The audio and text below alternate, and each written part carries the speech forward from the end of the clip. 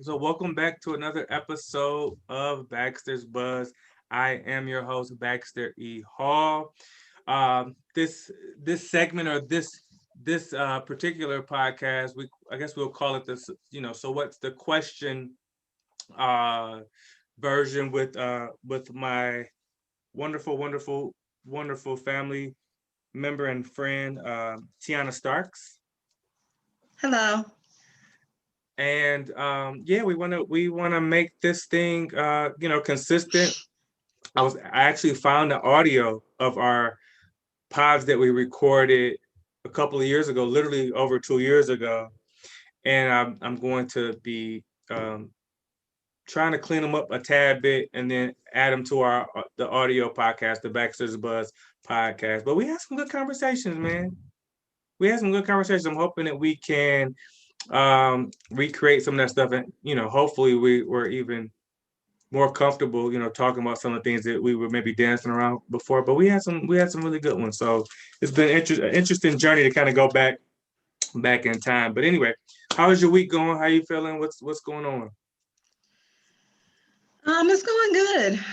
I've gotten my meditation in every day this week, so it's always good. Yeah. I've worked out twice already. My goal is at least 3 times. I would like to be more around 4, but I'll take what I can get. Yeah. Um, yeah, That's so that's pretty good. good. What about you? It's been a good week. It's been a good week. A number of things going on, but overall good, right? Just trying to stay busy. Work is going well, and the family's good. So that's the most important thing. Just some hiccups, some household hiccups, but man, those things are common, but even more common these days. So it's like you just pray yourself through 'em, pray yourself through 'em. So we want to take a similar approach that we did last week, where I kind of ran through some of the comments or some of the topics that I had done on my solo post this week, and just continue to just kind of bounce around and try to figure out what the question is by the time we get to the end of this thing. Um, so first of all, fresh on my mind was sort of the sustainability of like success, right? So one of the things that I talked about in my post earlier was uh, people getting a taste or experiencing some form of success and then immediately sort of falling back. Like they separate themselves in one instance, and then next thing you know, they're back in the middle of the pack because they've maybe spent too much time celebrating, maybe not enough time remembering what got them to that point. And Phil Jackson had a super interesting take on it, and I wrote it down because it was from one of those Last Dance documentaries with the Michael Mm-hmm. with Michael Jordan, Mm-hmm. and he said, "You are only a success for the moment you complete a successful act." So stop reading your headlines, stop reading the news clippings. You haven't done anything today, right? And so it's like that constant attempt at, humbling yourself and really honing in and locking in on whatever your goal is. How do you do that though? How do you do that? How do you um so I had a conversation today after I posted that with a good friend of mine who had their first really big deal in their new field, real estate, really big deal. Uh-huh.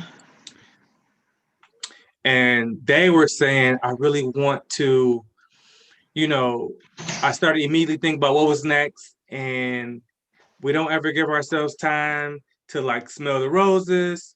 We don't ever give ourselves time to really take things in.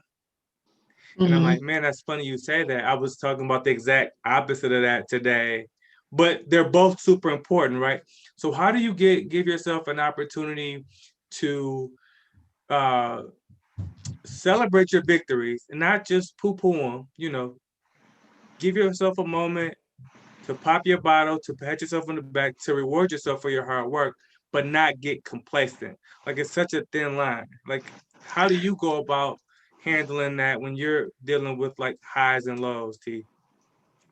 A couple things came up for me, just listening to you talk about that. But to answer the question first, um, I think it really depends on how you define success. I feel like people need to define what success looks like for themselves, and not be reliant on what so much of what the world says success is, especially now when social media is like our lives all the time. Like it's so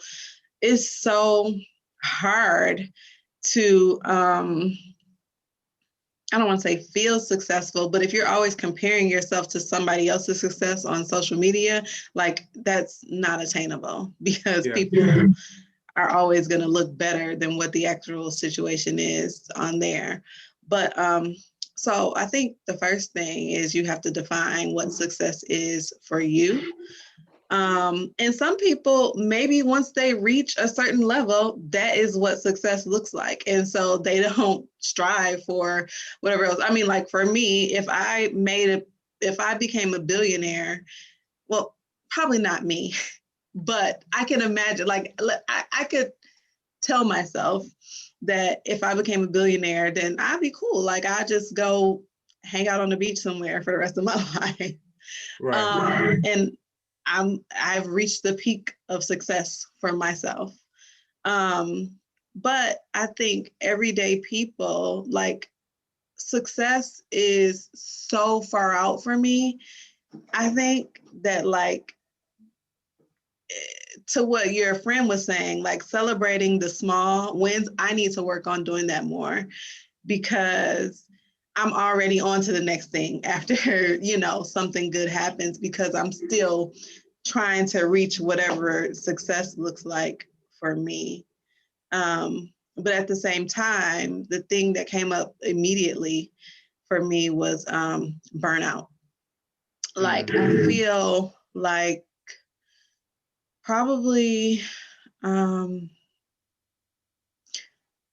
from December of last year until like very recently, I was just cycling through burnout over and over again. And what I did was like, I've been thinking about this for myself lately because I'm like, I need to get back to doing some of the things that I used to do in order to ensure that I was productive and I'm moving toward my goals because I've kind of gotten away from that. But I think I got away from it because I was burnt out and I needed an outlet that was not always like business stuff. So I started, I don't want to say this publicly, but I started kind of not all of the content that I was consuming was not business content, right? Like normal. Um, and so it was just anything else that could help me take my mind off of it. But I also think that you are what you consume. Like, so it kind of, Sure. I wasn't doing as much as I had been, but it helped me at the time to not go crazy too. So, Yeah, no. So, yeah, just like your mind was probably all over the place when I was talking. I I have the same feeling, right? So the first thing I'll say is like I sat down a few weeks ago after ripping and running, and I watched basketball, and I like stayed up late, and I watched playoff basketball, and that was my way of sort of removing myself from like anything work related, right? mhm. Thinking about work, thinking about who to reach out to, thinking about upcoming meetings, wanting to be so successful, thinking about, you know, to the point where a win, you don't even celebrate it. It's just more of a relief. It's like, whew, Mm. okay. And then you kind of move on, right? And I've heard this recently, and I think I mentioned it on this platform, but it's like we have to reward ourselves for like the distance that we've come. So we may be trying to get here, but we may be here, but we need to reward ourselves, acknowledge the distance that we've come from here to here, right? And Yeah. not say, man, I still haven't gotten to that other point. And it's difficult when you are ambitious and you do have a lot of other goals. The other thing that's super important that you said, and I feel like just like in our conversations that aren't being recorded, hip hop is gonna make its way to our conversations, right? And this is the first thing I thought about because I was just talking to Dion about this. What if Jadakiss, right? What if success to Jadakiss was, you know what? I put out decent albums. Everyone knows that I can rap, and every feature that I'm on, I kill it. Yeah. I tour, I make good money. I don't need to be the best in order for me to feel successful. It's like, y'all know what I do. Y'all know how, you know, and it's like, maybe that's it. Like, maybe it isn't anything else for him. Because success really is about your happiness. Like it's not an outward thing. I mean, I mean, I guess it is how we've been socialized to kind of look at people and define their success by our standards. But like, if you're happy, then that's a success. Yeah, yeah. Um, and you know, they've done studies and you know, some of the poorest countries around the globe, you know, they are some of the happiest people, right? Yeah. Um, That's a thing. Like, before you move on from that point, though, because I think about this often, like, always striving for success creates more unhappiness. I don't know. I feel like I've listened to somebody's podcast talk about that before too. Maybe it was Malcolm Gladwell. We always talk about him too. yeah, But like, creating this like carrot that you can never reach, it creates stress and, more unhappiness. Like, if you could just live, I would be happy to live on an island and be a farmer. Like, that would make me really happy. you had a garden for 2 seasons and now you want to That is be a untrue. damn farm. First of I'm all, just that's untrue.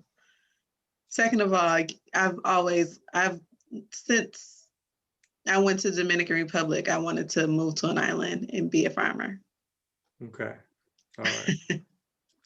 But you only know how to farm a couple of look, you just need to go in baby steps. That's all I'm saying. Baby steps. Okay, right. So, yes, there are people that have you know, these gifts that God has blessed them with, these talents, right? And I had to learn this as sort of as a leader that had a team that I supported, right? And I had expectations of. You may have that team member that, you know, comes in early, stays late. Let's say they want to make they want to make $200,000 a year, right? Let's just say that's their goal. That's their vision of success. The goals that they have all aligned to like that $200,000, you know, a year, and that's what they're going for, right? Between their commissions and everything and their bonuses. And then you have other people that's like, they may come from money, They enjoy sales, but they're not beating you in the office, and they're not staying late. And if there's a convention or a show to go to, they ain't not leaving their family overnight. They're just not interested in that.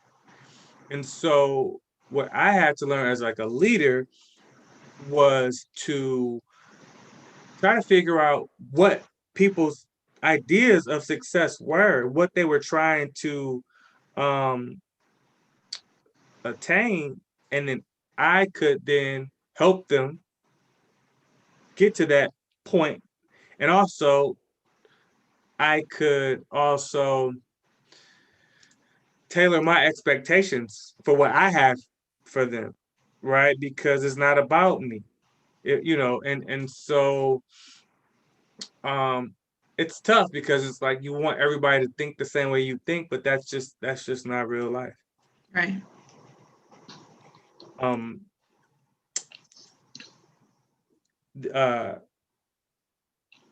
Mike Tyson said you have to forget that you're a champion to become a champion, right? So regardless of what you did your last fight, the person you're in the ring with right now don't care about none of that, right? There may be a little intimidation early on, but eventually you're gonna have to show up today. Uh, I had a great presentation, a great meeting with a prospective client last week.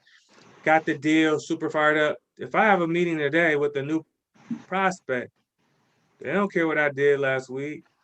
You better bring it today, right? And so there's a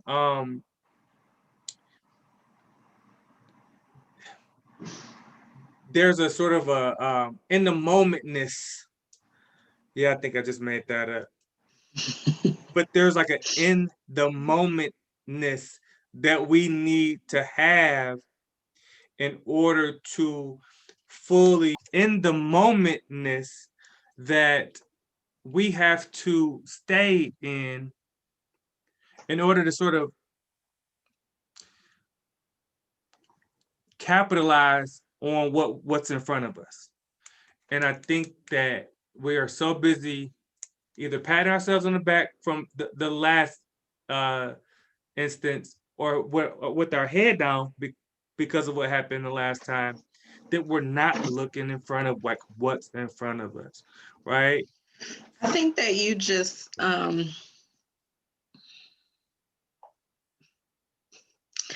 I think what you're describing is mindfulness. Like I originally was going to say, I think you just appropriated mindfulness and called it in the momentness.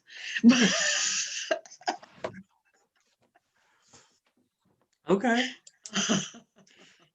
Yeah, sure. Present.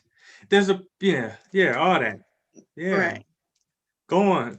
Finish that thought. I was just going to say, I think that, basically that's what this new, you know, woo woo mindfulness meditation concept is about. Just thinking about, I mean, just being more present, like you said, to what you're doing all the time, being in the moment instead of in the past or in the future. Yeah. Yeah. Um, I was uh watching an interview with Kobe after he had retired, and they asked him, "Hey, do you feel bad? Do you have any regrets that you're at, we knew you wanted to get to six championships and then seven to kind of tie and then beat Michael Jordan, like any regrets behind that?" And he said no. And when I first heard him, I was like, he's not telling the truth. I just said no. We thought we understood how much of a competitor he was, right? And he's like, no. And he went on as he elaborated. He said, I gave it all that I got. I went through the entire journey and I maxed it out. And so there's a peace that you can have knowing that you've given it all, your all. Now, what he may think his all is may be miles in front of what someone else thinks their all is, and that's for each individual. But if we don't take any joy in the moment, it's gonna have a really we're gonna torment ourselves if we're only looking for what's next and we're not appreciating the preparation, the journey, the experience. It's like if you don't win, it's like then everything stinks. But that's not the case, right? There's so many other things that lead up to this grand moment, and we have to take some time to appreciate those that entire journey, not just the finish line. Yeah, I always think about like when I'm, thinking about this type of thing, I always think about my brother who wanted to play in the NBA. And, from a kid was on an NBA trajectory, right? um, he's played basketball at a really high level. In fact, I mean, he's still a professional player. He wants, is wanting to still continue his career. But chances are he's not going to go to the NBA. I mean, he may. I'm not going to say he can't, but thinking about his life though, from when he was a kid to now, I just think about how much he has done that like a lot of people never will do. Like Right. his journey, like when he was what, 14 or 16 or something, 14, he went to Argentina or something, and then he went to Singapore, and then he played at Michigan State. Then he played in Germany, on an aircraft carrier in Germany, and he played on an aircraft carrier in San Diego, and he didn't have to pay for any of this. Like, Right. he has a junior Olympic, but an actual Olympic, like a USA team gold medal, and all these things. Like this is all a part of the journey. All of this is a big deal, but it's still not that goal for him. But at the same time, like you have to appreciate what you have done to this point and see the value in that, because it's a lot. Yeah. The experiences are so important, and yeah, I ain't been in Singapore, like these are real experiences, exposures that most people just won't ever have access to. And maybe there's always another goal, and there's no shame in not hitting every single goal. I guess the shame is really not enjoying the entire journey, because if you do fall short, you don't want your happiness to rest on this sole thing, right? When Right. you've done so many other things to lead up to that, right? Yeah. There's people that just want to make it to the league, right? They want to be able to take care of their families. They're not trying to be the best ever. Like Tiger Woods, right? He was a kid. He had everybody's, you know, name on a list, all the top golfers. He wanted to win more majors. Like that was his thing, right? Cross them off. He had a hit list. Some people like, you know what? I made $1 million last year playing golf. I took first place one time, and I averaged 45th place. But I travel the world, play golf, and I don't have to work. You know what I mean? It's like that may be, yeah, I want to win when I go out there, but I'm not going to spend, late nights at the range, early mornings at the range, because there are other things that are more important to me. That's up to each individual. And I think that we have to make sure that we know what our vision of success is, what that looks like to us, and not let the curse of comparison uh, change that for us. Yeah. So before we get out of here, I know there was one super important topic that you wanted to cover. Yeah. I need to decide if I'm gonna do a juice cleanse.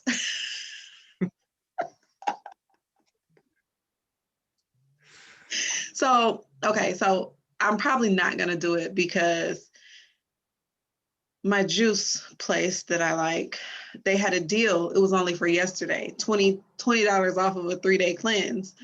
And so the night before, I had put it in on my app. I put it in the shopping cart, and I was like, "Is this something that I really want to do? Like, is this an actual thing that I'm going to be able to sustain?" And then later, so yesterday, as I was eating lunch, I ate lunch, and then I was hungry still. I was like, I can't do a juice cleanse. uh, I don't know what that means. What a cleanse, like when I think of cleanse, I think about a laxative. I mean, it's similar, I guess. Like you only drink your nutrients.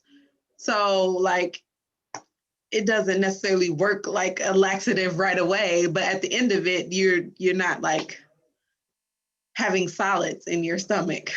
Right. And yeah, we know how that's gonna end. Yeah. Now, but how, like how if it's a 3-day cleanse, I don't have 3 days to geek, like it's like I got things to do, right? So yeah, I've always been a little leery about those things because whatever. Maybe I just don't want to do it. But on a topic, a serious topic, cleansing, I'm thinking about fasting, right? And how important fasting is. Whether it's, just for a certain amount of hours during the day. Some people fast for a day, some people, um, November 3rd, if you haven't voted already, go vote. You have a confused look on your face because I'm talking about fasting, right? Correct. Get to the polls early.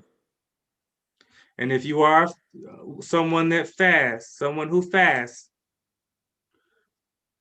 get there early. The lines may be long, but maybe that'll be your day to fast. To fast. Okay. That way, you don't have to You don't worry have to about, worry about yeah, being hungry. Okay. right. I stole that from Q Mayer, mentioned that recently, and I think it makes a lot of sense. And if you don't want to fast, bring your snacks. Get there early, get a chair. Make sure that you show up. Make sure that you show up. I was wondering the other day, like I'm confused by this whole concept of lines at the voting booth. Like the last, I don't know, 3 times I've voted, I've gone in and left out within like 10 minutes, literally. So, but then Cortez reminded me that we don't live in a city. And I do remember like voting for Barack Obama and having to stand in a line. It wasn't that long, but like when I was still living, at my parents' house, or that was my voting address anyway. And so I've been like, why is everybody talking about like all these lines? I have been just really confused, but I get it, I guess. Right. And also live in Michigan in a sort of a swing state, right? Mm-hmm. If we were 100% uh, you know, Democratic or, historically Democratic, that's when that voter suppression stuff starts, Would right? be, yeah. So they're instead of giving everybody an opportunity to vote, they're going to go out their way to try to make the lines longer, not give you as many places to go vote, to deter you. So I don't know if we'll ever see that here in Michigan, because it is a sort of a swing state. But if we're one of those states, or if we're one of those cities that's historically, Democratic, because that's the only folks that are victims really of voter suppression. We would see it, and we would be much more aware of it, right? So I think it's because of the county that we live in, where we may not see those long of lines that some of the other folks would. Yeah. Yeah. So what is the question? Um, I had a thought on this earlier when we were talking. I was like, I know what the question is. That's what I thought to myself. Um, oh, how do you define success for yourself?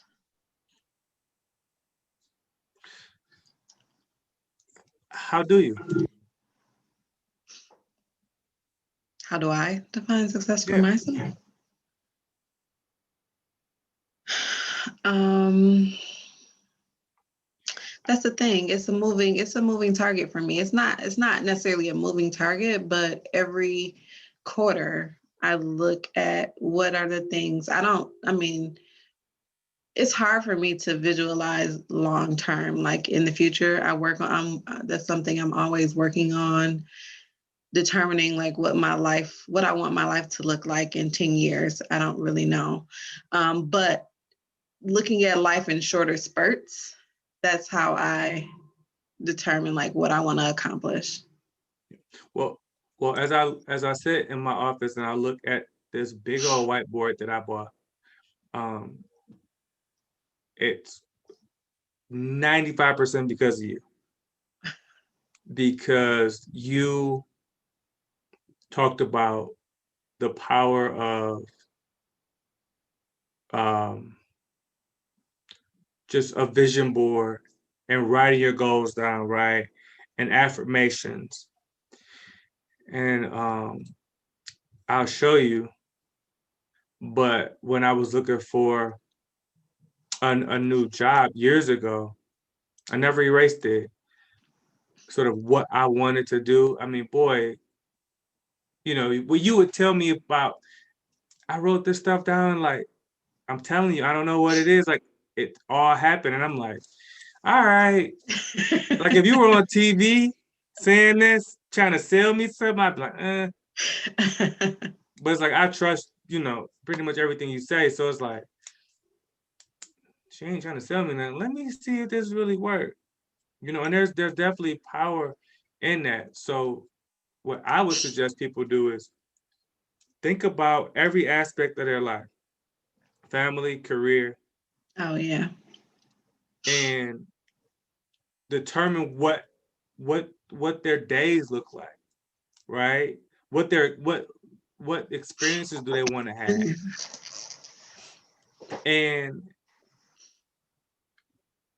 And base their success on that, not on a dollar amount. I read something recently. You don't want to just be a millionaire. You want to have the experiences that millionaires have. You don't want to be working 80 hours a week with $1 million, in cash, but you can't ever go anywhere because you're working 80 hours a week. You want those experiences, right? You want to take some of those trips. You want to spend time with your family. You want to have that flexibility that they have. So what does that look like? Hell, I don't know. I'm trying to figure it out for myself. But what I do know is that it's not necessarily a dollar amount. It's just the amount. It's a certain amount of freedom that I'm trying to obtain, in a certain amount of balance, and it involves friends, family, career, and all of the other outside activities that I do. Right, and how can I incorporate that? And what am I giving back? And how am I positively impacting folks, right? It's a lot. So I think I mean, that's exactly right. I mean, just how you framed, like, thinking about it. For me, I mean, that's what I do. Think about these different areas of your life and what does success in each of those areas look like for you? Because, like, um I I guess people, I don't know if people talk about work-life balance anymore, but like, it's not possible in my opinion. I think you have to weigh, like, each of the areas of your life and determine, like, what would make you happy in each of those specific areas. Like, do you want to be spending more time with your family than you do at your job? Or do you want to attain a certain level of success in your job so that you can, do other things? I mean, do you want to be a speaker on 5 different panels next month? Whatever it is, like, define it for yourself in each of those areas and work toward it. One thing, though, is that whatever it is, it takes work. It's for sure. going to take work, even if it doesn't seem like it's a, like, what am I trying to say? Even if it doesn't seem like it's a high growth thing for you, like, you're not, like, doing something that's going to accelerate you at a high level. Whatever that end looks like, it takes work to get there. Yeah, unless you're gonna be a bump on the log, there's gonna be some effort and some planning you're gonna have to put into it. Yeah. Everybody won't have the same amount, but there's definitely gonna be some planning and a certain amount of sacrifice, right? And then for some of the very ambitious folks, it's gonna be a lot of sacrifice. Yeah. And yeah, balance today may not be the a successful balance today may look different tomorrow for you. And that's okay too, right? It's a continuing, like, refinement. It's not like some calculation you plug in and it's like, oh, I figured it out, right? It's constantly moving because the things around you are moving. You could be right, headed to a destination, on a big ship, right? And then the wind starts to blow. And And it's like, especially yeah. now in this post-COVID environment, like, boy, this whole virtual school thing is more than a notion. Like, Yes, yes. And shout out to all the parents that are dealing with this, moms, dads, especially the moms that are, you know, I'll say this, especially the moms, for all the moms, wives, for all that y'all do. The guys, hang in there, hang in there. The moms, hang in there. But a special shout out to the wives, man, because the amount of pressure that you guys put on yourselves in general, and you add this to it, it's like, it's a lot. It's a lot. it is. Yeah. Hang in there, T.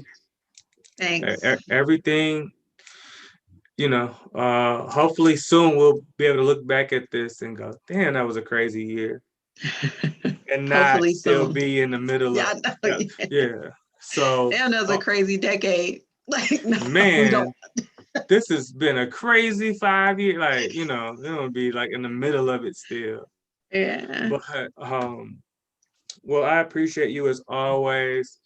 Um, I'm hoping that people have comments to make, things that they want to add to this conversation. And yeah, thanks for taking some time today. We gotta get going. We got things to do, but Yeah. but I just want to say thanks again to everyone watching. Continue to watch. T, thanks for joining me today, and let's do it again next week. Okay.